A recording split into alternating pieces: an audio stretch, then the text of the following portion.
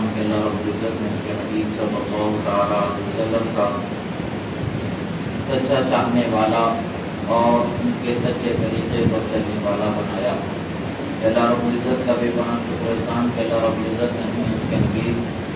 صلی اللہ تعالیٰ علیہ وسلم کے سچے چاہنے والوں کا بھی چاہنے والا بنایا، یعنی اولیاء کاملین صالحین کا چاہنے والا اللہ نے بنایا۔ کہ اللہ رب العزت کا بے پناہ شکر احسان ہے کہ اللہ رب العزت نے ہمیں اس کے حبیب صلی اللہ تعالیٰ علیہ وسلم کے چاہنے والوں کا پتہ بھی بتایا اور ان کی پہچان بھی عطا فرمائی، یعنی اللہ نے ہمیں اتنا سلیقہ بخشا کہ ہم اللہ کے ولیوں کو پہچان پائیں اور ان کی عقیدت و محبت کر پائیں۔ اللہ تبارک و تعالیٰ ولی کی پہچان اس کے دے دیتا ہے، یہ بھی اس کا احسان ہے، ورنہ اللہ کی مخلوق میں نہ جانے کتنے ولی ہیں کہ جن کو کوئی پہچان نہیں سکتا ہے۔ اللہ نے ہمیں چند مخصوص اولیاء کی پہچان بھی بخشی ہے، تو یہ اللہ کا کرم اور مہربانی ہے کہ ہمیں اللہ نے اس کے محبوب بندوں کی صحبت کے لیے، ان کے بارگاہ سے اکتساب فیض کے لیے ان کی پہچان بھی عطا فرما دی۔ اللہ رب العزت کا شکر ہے کہ اللہ رب العزت نے محبوب بندوں کی صحبت کے لیے جو حکم قرآن مجید میں فرمایا، یا ایھا الذین آمنوا اتقوا اللہ وکونوا مع الصادقین، اے ایمان والو اللہ سے ڈرو اور اللہ کے سچے بندوں کے ساتھ ہو جاؤ۔ یہ وہ سچے بندے ہیں جن پر اللہ تبارک و تعالیٰ نے انعام و اکرام فرمایا۔ جزاء محترم اولیاء کاملین کی زندگی ہمارے لیے مشعل راہ نجات ہے، انہیں سے ہم اپنی زندگی کو صحیح معنوں میں کامیاب بنا سکتے ہیں۔ اللہ کے محبوب بندوں میں حضرت خواجہ بندہ نواز گیسو دراز علیہ رحمت و رضوان کی ایک عظیم مایہ ناز شخصیت ہے کہ جن پر اللہ تبارک و تعالیٰ نے بے پناہ انعام و اکرام فرمایا۔ آپ پر اس قدر انعام و اکرام فرمایا کہ آپ کے انعام اور اکرام کا اندازہ آپ کے وصال کے 700 سال بعد تقریباً اندازہ نہیں لگا پا رہے ہیں، اور نہ جانے قیامت تک کہ کتنا عرصہ گزرے گا اس وقت تک کے بھی کوئی اندازہ نہیں لگا سکتا ہے۔ یہی بات ہے حقیقت کی، یہ سچی بات ہے کہ اللہ جس بندے پر انعام فرما دیتا ہے اس انعام کا اندازہ ہی نہیں لگایا جا سکتا ہے۔ اللہ تبارک و تعالیٰ کی عطا کا جب یہ حال ہے کہ دنیا میں اس کی عطا کا یہ حال ہے کہ لوگ حیران ہیں، 600 برس سے زائد عرصہ گزر چکا کہ کس قدر بلندی آپ کو اللہ نے عطا فرمائی۔ 600 برس سے آپ کی شان و عظمت کو لوگ جانچنے دیکھنے کی کوشش، سمجھنے کی کوشش کر رہے ہیں، مگر ہنوز آپ کے اس مقام مرتبے تک کے کوئی پہنچ نہیں پایا۔ پتہ یہی چلتا ہے کہ خدا جس بندے پر انعام اکرام فرما دیتا ہے اس بندے کے انعام و اکرام کا اندازہ زمانہ سینکڑوں برس تک بھی لگا نہیں سکتا ہے۔ جب دنیا میں انعام کا یہ حال ہے، دنیا میں اکرام کا یہ حال ہے، تو اللہ کے ولیوں کا قیامت کے انعام کا کیا حال ہوگا، اور پھر آخرت کے انعام کا کیا حال ہوگا، پھر جنت کے انعام کا کیا حال ہوگا، یہ اس کا ہم اور آپ اندازہ ہی نہیں لگا سکتے ہیں۔ ہمیں تو بس آسان سی چیز اللہ نے عطا فرما دی ہے کہ ان کے ساتھ ہو جاؤ جن پر اللہ کا انعام ہے، اللہ کے انعام والے بندوں کے ساتھ ہو جاؤ۔ تو جب انعام والے بندوں میں سے ایک بندہ حضرت خواجہ بندہ نواز گیسو دراز کے مقام و مرتبے اور آپ کے انعام کا ہم اندازہ نہیں لگا پا رہے ہیں، تو پھر وہ دن کو ان کو جو اللہ تبارک و تعالیٰ نے جو یہ شان عطا فرمائی ہے، جن کے قدموں کی برکت میں یہ شان عطا فرمائی ہے، ان اولیاء کا حال کیا ہوگا۔ اور پھر سارے اولیاء جس بارگاہ میں سرے ارادت کو جھکا دیتے ہیں اور جن کے قدم کو اپنی گردنوں پر رکھنا اپنے عروج و کمال سمجھتے ہیں، وہ شہنشاہ اولیاء حضرت غوث اعظم رضی اللہ تعالیٰ عنہ کے مقام مرتبے کا کیا حال ہوگا، اندازہ ہی نہیں لگایا جا سکتا۔ صدیاں گزر جائیں گی مگر اللہ کے محبوب بندوں پر جو اللہ کا انعام ہے، اکرام ہے، اس کو سمجھنا انسان کے بس کی بات ہی نہیں ہے۔ ہاں، جب اللہ کے محبوب بندوں کا یہ حال ہے، اللہ کے یہ جو اطاعت گزار فرما بردار بندے ہیں، جو شریعت و طریقت کے تاجدار جنہیں خدا نے بنایا ہے، ان کا جب یہ حال ہے تو پھر سوارے औलिया का क्या हाल होगा, सरवरे अंबिया का क्या हाल होगा, हम अंदाजा भी नहीं लगा सकते। यानी हैरान होना ही बस है हमारी किस्मत, मगर अल्लाह का इनाम जिस पर हो जाए, उसे किसी वली के सही मकाम और मर्तबे का अंदाजा भी हो जाना, ये उसके लिए कामयाबी की बात है कि उस पर अल्लाह की मेहरबानी है। अज़ीज़ों, अल्लाह तबारक व तआला के महबूब बंदों के मकाम और मर्तबे का पता लग जाना ये आसान बात नहीं है। ये आज के ज़माने में हम देखते हैं कि बहुत सारे वो लोग हैं जो अल्लाह के वलियों का इनकार करते हैं, अल्लाह के महबूब बंदों का इनकार करते हैं, करामत औलिया का इनकार कर जाते हैं। वो क्या समझ सकते हैं, उनकी ताकत क्या है, जब 600 बरस से लोग हज़रत शहंशाह दक्कन के मकाम को समझ में आ रहे हैं और हैरान हैं, यही कहते हुए हैरान नजर आते हैं कि खुदा जाने क्या शान अल्लाह तबारक व तआला ने उन्हें अता फरमाई है, ये खुदा ही बेहतर जानता है। और जिन पर इनाम व इकराम हुए वो ख्वाजा बंदा नवाज के सुदराज की बेहतर जानते हैं। हम तो बस एक एक इनाम की रोशनी को जब देखने बैठते हैं तो सदियां गुजर जाते हैं, उस इनाम की रोशनी का अंदाजा ही नहीं लगा पाते हैं। अजीजों, अल्लाह के महबूब बंदों की मोहब्बत भी हमारे लिए कामयाबी की जमानत होती है। अगर हमारे दिल में उनकी मोहब्बत बच जाती है तो अल्लाह तबारक व तआला हमारे लिए हिदायत के रास्तों को हमवार फरमा देता है। यानी ये दिल जो अल्लाह तबारक व तआला ने हमारे लिए बनाया है, वो दिल ऐसा है, एक आईना उसको अल्लाह तबारक व तआला ने बनाया है। उस आईने में जो शबाहत बस जाती है, उसी का असर, उसी का रंग, उसी का नूर, उसी का सारा मामला उस दिल में बसता चला जाता है। हमारे दिल को अल्लाह तबारक व तआला ने पाकीज़ा बनाया। अब ये हमारी जिम्मेदारी है कि इस दिल में हम कौन सी शबाहत को बसा देते हैं। अल्लाह वालों की शबाहत को बसा देते हैं, अल्लाह वालों की मोहब्बत को बसा देते हैं, तो बेशक अल्लाह वालों की मोहब्बत का असर हमारे दिल में होने लगेगा और शैतानी वसवसे और शैतानी बहकावे और दुनिया की लज्जतें हमें अपनी तरफ मोड़ नहीं पाएंगे। अल्लाह के महबूब बंदों के रास्ते पर चलना हमें नसीब हो जाएगा। हज़रत ख्वाजा बंदा नवाज के सुदराज रज़ियल्लाहु तआला अन्हु की शान अक़दस को हम और आप कितना भी बयान करें, मगर बयान करते करते थक जाएंगे, मगर उनकी शान के बयान का हक जो अल्लाह ने उन्हें अता फरमाया है, उसका हम हक अदा ही नहीं कर सकते हैं। इसलिए कि वो अल्लाह की शान है, अपनी शान के मुताबिक अपने महबूब बंदों को अता फरमाता है। और कैसे कैसी वो शान होती है, उसका एक अंदाजा यूं लगा सकते हैं कि आप हज़रत ख्वाजा बंदा नवाज के सुदराज अभी बचपने के आलम में हैं कि आप तालीम हासिल कर रहे हैं, आपके वालिद माजिद भी आपको तालीम दे रहे हैं, आपके दादा बुजुर्गवार भी आपको तालीम दे रहे हैं। वक्त के जय्यद उलमा औलिया की खिदमत में आप हाजिर रहते हैं, इल्म से अपने आप को माला माल कर रहे हैं। अभी 9 साल ही की उम्र है, छोटी सी उम्र है कि अभी आप इब्तिदाई तालीम से ही अपने आप को मुज़य्यन कर रहे थे। कि एक आदत होती है जब किसी तालिब इल्म को इल्म की तलब में कोई मशगूल पाता है तो जो इल्म का उससे ज्यादा दावेदार होता है, उसकी एक आदत होती है कि तालिब इल्म को एक ऐसा सवाल कर देता है कि जो उसके इल्म में और शौक पैदा कर दे,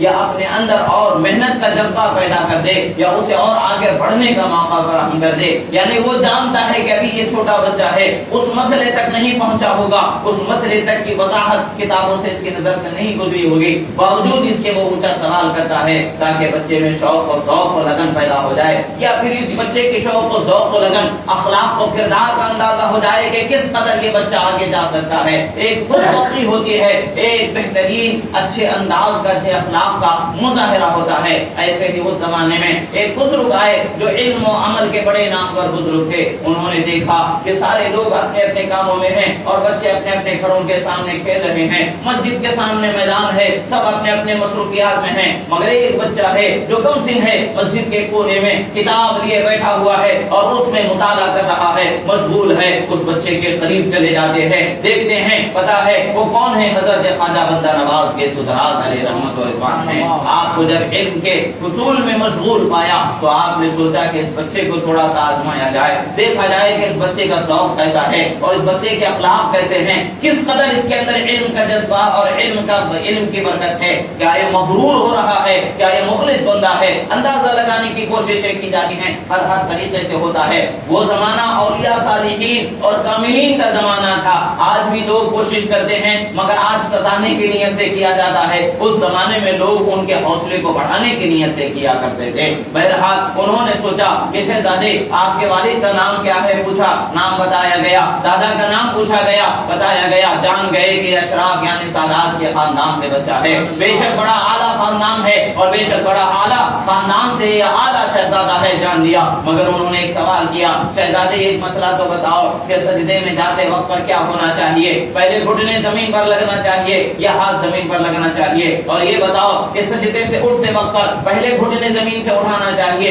یا ہاتھ زمین سے اٹھانا چاہیے؟ ابھی حضرت خواجہ بندہ نواز گیسو دراز اس مسئلے تک کہ ابھی آپ نے پڑھا نہیں تھا، آپ نے حفظ قرآن کے بعد درس نظامی کو ابھی شروع کیا تھا، آپ تقریباً 7 سال کی عمر میں ہی حفظ قرآن کو آپ نے مکمل کر لیا تھا، اور اس کے بعد ابھی زبان عربی زبان فارسی پڑھنے کے بعد اس کی کتابیں پڑھائی جاتی ہیں، مسئلے مسائل کے بعد میں پڑھائی جاتی ہیں، ابھی ابتدائی مرحلہ تھا، ابھی آپ نے اس مسئلے کی وضاحت کو کتابوں میں اپنے اساتذہ سے پڑھا نہیں تھا، آپ نے کہا ٹھہر جائیے تھوڑی دیر بعد میں آپ کو جواب عطا کرتا ہوں، اور کہتے ہیں میں اپنے کام نپٹا کر کے آ جاتا ہوں، جب تک کہ آپ سوچنا دیکھنا کتابوں میں تلاش کر کے مجھے بتا دینا۔ حضرت خواجہ بندہ نواز گیسو دراز اپنی طاقت پر کتاب لیتے ہیں اور مسجد کے کونے میں بیٹھ جاتے ہیں کہ سوچتے ہیں کہ مسئلے کو کہاں تلاش کیا جائے، کس بات میں تلاش کیا جائے۔ بس ایک حوصلہ اور ہمت ان کے اندر تھی، اللہ تبارک و تعالیٰ کے محبوب بندوں میں سے اللہ نے انہیں پسند کر لیا تھا، چن لیا تھا، تو شان تو ظاہر ہوتی ہی ہے، مگر اللہ تعالیٰ کی غیبی مدد بھی ان کے ساتھ کس طرح سے اللہ تعالیٰ فرما دیتا ہے۔ اور آپ کے والد ماجد اور آپ کے دادا بزرگ حضرت خواجہ نظام الدین اولیاء کے مریدان میں سے آپ کا شمار ہوتا تھا، آپ ان کے مریدین میں سے تھے، اور آپ اکثر ان کا ذکر ان کے سامنے سنایا کرتے تھے۔ حضرت خواجہ بندہ نواز اپنی طاقت پر اس مسئلے کے حل کرنے کی کوشش کر رہے تھے کہ آپ نے اچانک مسجد میں دیکھا کہ ایک نورانی صورت والے بزرگ تشریف لا رہے ہیں، سر پر عمامہ سجا ہوا ہے، چال ڈھال سے علم اور تقوی طہارت بزرگی کا پوری طریقے سے جلوہ نظر آ رہا ہے، علم کے دھنی نظر آ رہے ہیں، اخلاق کے دھنی نظر آ رہے ہیں، ظاہر و باطن میں باکمال نظر آ رہے ہیں، ان کو دیکھتے ہیں کچھ دیر کے لیے ان کے چہرے پر ہی نظریں ٹھہر جاتی ہیں، اور آپ وضو کر کے اندر تشریف لاتے ہیں وہ بزرگ اور نماز پڑھنا شروع کر دیتے ہیں۔ حضرت خواجہ بندہ نواز کے دل میں جواب آ جاتا ہے، صاحب خیال آ جاتا ہے یہ بزرگ جس طریقے سے نماز پڑھ رہے ہیں میں پہلے ان کو دیکھ لوں گا کہ یہ کیسے نماز ادا کر رہے ہیں، اسی طریقے سے میں ان کو جواب دے دوں گا کہ اللہ والے عالم صادق نظر آتے ہیں، علم والے نظر آتے ہیں۔ آپ ان کے ادائے نماز کو دیکھتے رہے، آپ نے گھٹنوں کو پہلے زمین پر رکھا سجدے کے وقت، اور اس کے بعد میں اپنے ہاتھوں کو رکھا، سجدہ فرمایا، پھر سجدے سے اٹھتے وقت پر اپنے ہاتھوں کو پہلے اٹھایا، اس کے بعد پھر زمین سے گھٹنوں کو اٹھایا۔ اس مسئلے کا حل تو انہیں مل گیا، جب اس مسئلے کا حل ہو گیا تو ان سے دل اتنا مسرور ہو گیا، پھر وہ بزرگ نماز پڑھ کے مسجد سے تشریف لے گئے۔ آپ بے چین ہو کر کے اپنے دادا حضرت قبلہ کی بارگاہ میں حاضر ہو جاتے ہیں، عرض کرتے دادا جان آج ایک عجیب معاملہ ناظرہ میرے نگاہوں کے سامنے سے گزرا، ایک سائل نے سوال کر لیا، کیونکہ اس مسئلے کا میں نے پڑھا نہیں تھا، حل تلاش کرنے کی کوشش میں لگ گیا تھا، اور میرے دل میں خیال آیا، میں نے ایک نورانی بزرگ کو دیکھا کہ وہ مسجد میں تشریف لائے، ان کا حلیہ ایسا تھا، ان کی چال ڈھال ایسے تھے، انہوں نے عملی طور پر مجھے وہ مسئلے کا جواب بتا دیا۔ حضرت خواجہ بندہ نواز گیسو دراز کے دادا حضرت مٹک کر کے عرض کر دیتے ہیں شہزادے تم کو پتا بھی ہے کہ وہ کون تشریف لائے تھے؟ وہ میرے پیر و مرشد حضرت خواجہ نظام الدین اولیاء آپ کے فضل سے اللہ تبارک و تعالیٰ کس قدر حمایت اور عنایت فرماتا ہے، یہ اللہ والوں پر اللہ تعالیٰ غیبی تائید رکھ دیتا ہے، غیبی حمایت ہوتی ہے، غیبی مدد ان کو اللہ تعالیٰ عطا فرماتا ہے کہ ان کے قدم ڈگمگاتے نہیں ہیں، بھٹکتے نہیں ہیں، بس صبر کرنا ان کا ذمہ ہوتا ہے، اللہ کے حکم پر چلتے ہوئے اپنی طاقت پر گامزن ہو جانا ان کا ذمہ ہوتا ہے، غیبی مدد اسباب و سامان کا مہیا فرما دینا یہ اللہ کا ذمہ ہوتا ہے، اللہ تعالیٰ پیدا فرما دیتا ہے۔ حاصل یہ ہے کہ حضرت خواجہ نظام الدین اولیاء کو خواجگان چشت کی نظر نے پہلے ہی سے انتخاب فرما لیا تھا، یہی وجہ ہے کہ آپ کے ہر مرحلے پر روحانی نورانی ظاہری باطنی تربیت میں آپ مدد فرما رہے تھے۔ ابھی اس وقت پر حضرت خواجہ نظام الدین اولیاء باحیات تھے، کچھ عرصہ بعد حضرت خواجہ نظام الدین اولیاء دنیا سے پردہ فرماتے ہیں، اور آپ کی بارگاہ میں آپ کی مسند سجادگی پر حضرت خواجہ نصیر الدین چراغ دہلوی رضی اللہ تعالیٰ عنہ جلوہ افروز ہوتے ہیں، کیونکہ حضرت خواجہ بندہ نواز بچپن ہی سے اپنے والد اور پیر و مرشد اپنے دادا حضرت کی زبانی حضرت خواجہ نظام الدین اولیاء حضرت خواجہ نصیر الدین چراغ دہلوی رضی اللہ تعالیٰ عنہ کے ان کے وہ ذکروں کو اور ان کے قصوں کو ان کی باتوں کو سن کر کے دل میں ایک گہرا ان سے انس پیدا کر لیا تھا، ان سے لگاؤ ہو گیا تھا۔ ایک وقت وہ بھی آتا ہے کہ آپ کے والد ماجد والد کا انتقال ہو جاتا ہے، اس کے بعد آپ کی والدہ آپ کے بڑے بھائی کو اور آپ کو لے کر کے پھر دہلی کی سرزمین پر تشریف لے جاتی ہیں۔ جب وہاں پر پہنچتی ہیں تو حضرت خواجہ بندہ نواز سب سے پہلی جمعہ جب ادا فرمائی ہیں تو حضرت خواجہ نصیر الدین چراغ دہلوی رضی اللہ تعالیٰ عنہ جس مسجد میں نماز جمعہ ادا فرمایا کرتے تھے اسی مسجد میں آپ نماز جمعہ ادا فرماتے ہیں، اور آپ کے چہرے مبارکہ کو دیکھتے ہیں مبہوت ہو جاتے ہیں، دل میں ایک عجیب سا خیال پیدا ہو جاتا ہے، گمسم ہو جاتے ہیں۔ جب گھر میں واپس آ جاتے ہیں کسی سے کوئی بات نہیں، کسی سے کوئی سوال نہیں، جواب نہیں، خاموش رہنے لگ جاتے ہیں۔ والدہ کے ذہن میں خیال آتا ہے پتہ نہیں بچے کو کیا معاملہ ہو گیا، اپنے بڑے بیٹے سے کہتے بیٹا جاؤ حضرت خواجہ نصیر الدین چراغ دہلوی رضی اللہ تعالیٰ عنہ کی خدمت میں اپنے چھوٹے بھائی کو لے جانا اور حضرت سے کچھ دم کرا دینا تاکہ اس کا یہ معاملہ جو کچھ بھی ہے وہ درست ہو جائے، یا پھر حضرت جیسا حکم فرمائیں اس کے لیے وہاں پر پیش کر دینا۔ جب وہاں پر پہنچے ہیں ماجرا کیا ہو رہا ہے، ہزاروں کا مجمع بیٹھا ہوا ہے اور ہزاروں کے مجمع میں ہر شخص کی یہی تمنا ہے کہ آج اجازت مل جائے حضرت خواجہ نصیر الدین چراغ دہلوی کے قدم بوسی کے ہمیں اجازت مل جائے۔ سب لوگ انتظار میں بیٹھے ہیں کہ دیکھو کب کسے موقع ملتا ہے۔ اچانک یہ خادمات نیچے آنے کے بعد کہتے ہیں تم میں سے سید محمد کون ہے؟ حضرت انہیں طلب فرما رہے ہیں، کثیر لوگ وہاں پر جلوہ گر ہیں، کثیر لوگ وہاں تشریف فرما ہیں۔ سب میں سے کثیر لوگوں نے کہا میرا نام بھی سید محمد ہے، میرا نام بھی سید محمد ہے۔ حضرت خواجہ بندہ نواز بھی فرماتے ہیں میرا نام بھی سید محمد ہے۔ وہ خادم حیران ہو جاتا ہے لے جاؤں تو کس کو لے جاؤں، یہاں پر تو کثیر سید محمد تشریف فرما ہے۔ پھر واپس چلے جاتے ہیں، چلے جانے کے بعد میں پوری عرض کرتے ہیں خادم کہ حضرت کثیر سید محمد وہاں تشریف فرما ہے، کس سید محمد کو آپ کی بارگاہ میں پیش کیا جائے؟ حضرت خواجہ نصیر الدین چراغ دہلوی فرماتے ہیں سید محمد گیسو دراز کو میری بارگاہ میں لے حضرت خواجہ نصیر الدین رضی اللہ تعالیٰ عنہ کے زبان سے جب ایک سدراز نکلتا ہے تو یہی آپ کے لیے بعد میں چل کر کے لقب بن جاتا ہے۔ حضرت مخدوم اشرف جہانگیر سمنانی علیہ رحمت و رضوان فرماتے ہیں یہ سدراز کا جو لقب ہے اس کے متعلق سے دو روایات آتی ہیں۔ ایک روایت تو جو ابھی میں نے آپ کے سامنے ذکر کیا، ایک روایت یہ آتی ہے جسے حضرت مخدوم سمنانی علیہ رحمت و رضوان نے بیان فرمایا کہ حضرت خواجہ نصیر الدین چراغ دہلوی رضی اللہ تعالیٰ عنہ کی پالکی کو حضرت خواجہ بندہ نواز اپنے کاندھے پر اٹھائے ہوئے تھے۔ اس زمانے کے سادات کی علامت تھی کہ آپ اپنی بالوں کو بڑھائے ہوا رکھا کرتے تھے، یعنی سادات کو ان کے بڑے بالوں سے پہچانا جاتا تھا۔ اسی طریقے سے آپ کے بال جو بڑے ہوئے تھے سر کے وہ پالکی کے ڈنڈے کے اور کاندھے کے بیچ میں اڑس جاتے ہیں اور اس کو نکالنے کا موقع نہیں ملتا ہے۔ نکالنے کے لیے پالکی کے ایک طرف کو اونچا کرنا ہوتا اور اس اونچا کرنے سے حضرت کو ہو سکتا تھا کہ کچھ تکلیف ہو۔ اسی خیال سے حضرت خواجہ بندہ نواز نے اپنے پیر و مرشد کو کوئی تکلیف نہ پہنچے اس لیے آپ تکلیف برداشت کرتے رہے۔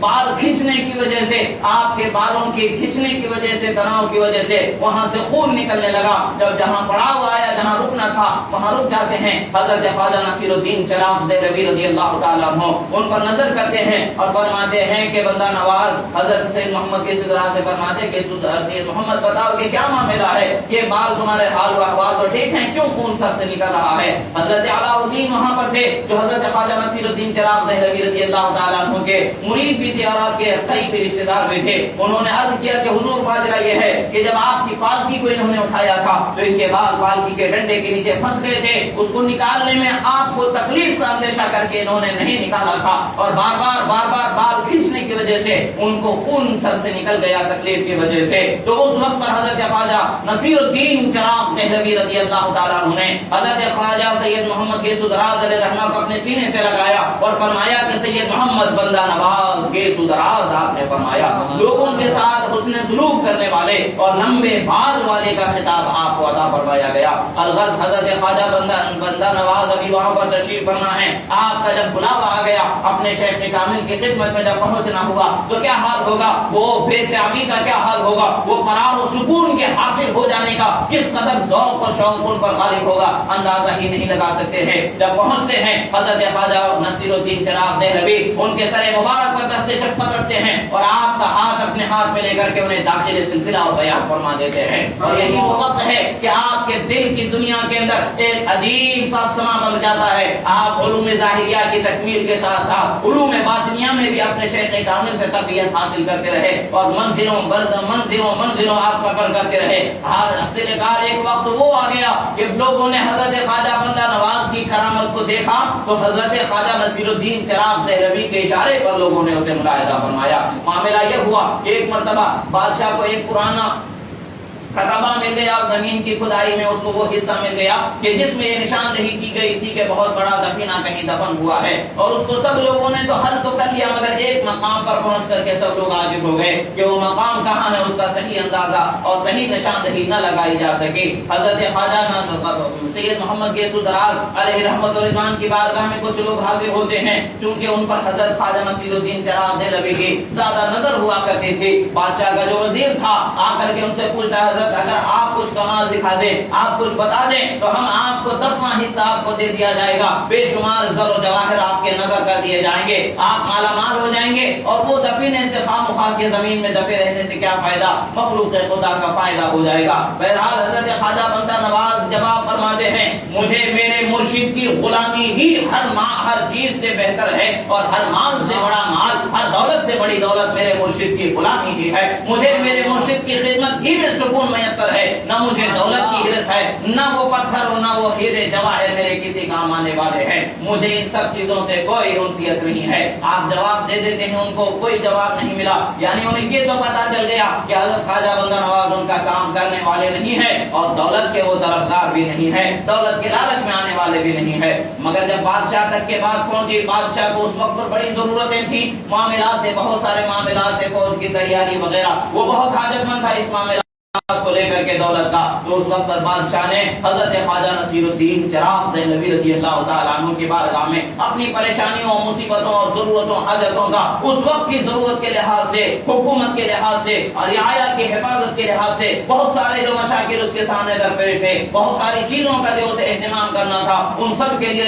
इस दौलत की उसे जरूरत व हाजत थी। तो अपनी जरूरतों, हाजतों के एक लंबी फहरिस्त के साथ साथ एक अरीजा पेश फरमाता है कि हजरत अगर करम फरमा दे तो हजरत के करम फरमाए पर हजरत के खिदमत में, हजरत के खुदाम के लिए तोहफा पेश कर दिया जाएगा। अल्लाह उसने भी जो हजरत से कहा, हजरत ख्वाजा नसीरुद्दीन चिराग देहलवी रज़ी अल्लाह तआला अन्हु हजरत ख्वाजा बंदा नवाज गेसुदराज अलैहि रहमत व रिजवान को बुलाते हैं, फरमाते हैं कि जाओ, अब जरूरत है उसकी डाल मटोल करने की हाजत अब बाकी नहीं रही, जाओ उन्हें जाकर के जगह के निशानदेही कर देना और उतना ही करना जितने की जरूरत है। हजरत ख्वाजा बंदा नवाज गेसुदराज रज़ी अल्लाह तआला को एक वक्त था कि वही लोग उनके पास आए थे, हजरत ने बता दिया कि मुझसे होने वाला नहीं है, भेज दिया गया, वापस कर दिया गया। तो लोगों ने ये जाना कि अभी ये उस कमाल को पहुंचे नहीं है कि जो कश्फ कमाल का मरहला होता है, इनके मुर्शिद की बारगाह में हाजिरी दी जाए, वहां से कुछ मसला हल हो जाए। मगर देखने वालों को बताया जा रहा है, जिसने तुम्हें वापस कर दिया वो कमाल को पहुंचा हुआ नहीं है, ऐसा नहीं है,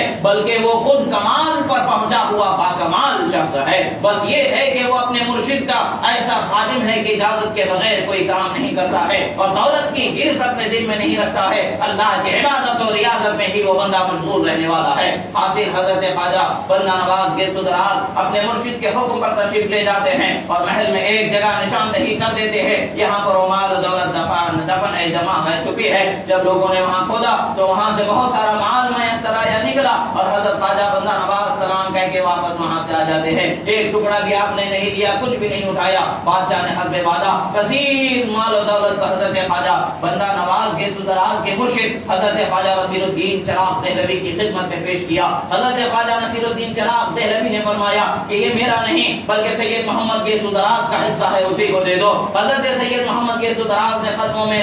कदमों को पकड़ करके अर्ज किया, हुजूर मुझे दौलत की नहीं आपकी तवज्जो की, नजर की हाजत है और आपकी गुलामी की मुझे इजाजत की हाजत है। आप मुझे हमेशा अपनी खिदमत में रखें और तवज्जो की नजर फरमा दी, यही मेरे लिए काफी है। इस दौलत में से एक हिस्सा मुझे नहीं चाहिए, एक टुकड़ा मुझे नहीं चाहिए। हजरत ख्वाजा नसीरुद्दीन चिराग देहलवी ने उस सारी दौलत को बादशाह को वापस कर दिया, कहला दिया कि तमाम रियासत के फुकरा में, गरीबों में उसको तकसीम कर दिया जाए। न मुझे उसकी कुछ हाजत है, न मेरे बंदा नवाज को उसकी कुछ हाजत है। अल्लाह ने जो हमें नवाजा वही हमारे लिए काफी है। कि अल्लाह के महबूब बंदों की शान ही निराली होती है, उनका अंदाज ही निराला होता है। सब कुछ होते हुए भी वो जिंदगी ऐसे जीते हैं कि अल्लाह वाले اللہ والے زندگی ایسی جیتے ہیں کہ ان زندگی پر قیامت تک کے ناز کیا جائے، تب بھی زندگی صد مرتبہ ناز کرتے حیران رہ جائے کہ کیسی زندگی خدا نے انہیں عطا فرما دی تھی۔ عزیزو ہمیں ان سے محبت ہے تو اس کا یہ مطلب نہیں کہ ہم بھی ان کے طریقہ کار سے دور ہو جائیں، دنیا کے طلبگار ہو جائیں۔ ہمیں ان سے محبت ہے تو ہمارا طریقہ کار بھی وہی ہونا چاہیے، خدا و رسول کی رضا مقصد اول ہونا چاہیے، اللہ کے محبوب بندوں کی چاہت اور ان کی توجہ کی نظر کی طلب ہمارے دل میں ہونی چاہیے۔ یہی ہمارے لیے دنیا و آخرت کی کامیابی ہے۔ اللہ تبارک و تعالیٰ سے دعا ہے جو کہا گیا سنا گیا، کہنے میں سننے میں جو غلطی ہوئی اللہ تعالیٰ اسے معاف فرمائے۔